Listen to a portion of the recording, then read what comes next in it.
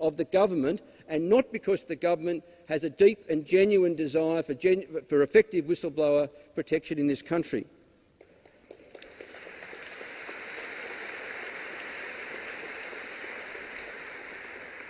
And let's not forget, we've just about got shield laws, and I think in 2.5 years' time we will have whistleblower legislation.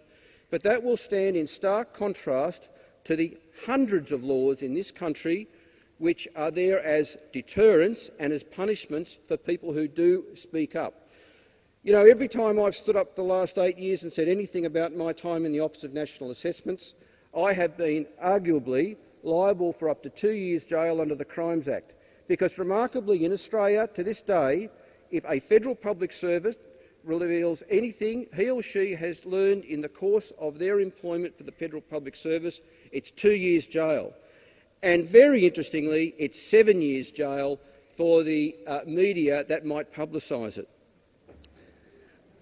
So what are the solutions? There are lots of solutions. For a start, governments must understand that the rule of law, the presumption of innocence and the right to free speech mean something. They are fundamental rights, and it's a fundamental role of government to protect those rights.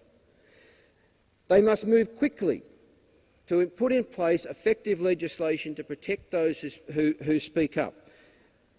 And they should certainly move quickly to honour the agreement with me and other politicians to have whistleblower legislation in place before the next election in 2.5 years' time. And they must and governments must stop kowtowing to the United States because they think our bilateral relationship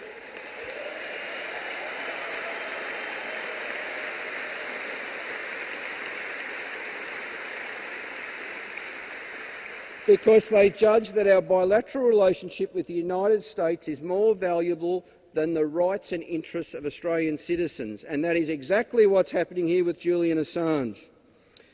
And they must stop tapping into the fault lines in our community. Even if they think it was going to be popular to go after Assange, that doesn't make it right to say the things they said. And it's not the only fault line, I'll add.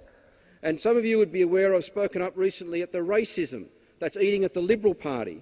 And even though there's been a debate about this for weeks now, Tony Abbott is yet to effectively discipline Scott Morrison and Cory Bernardi for their racist sentiments.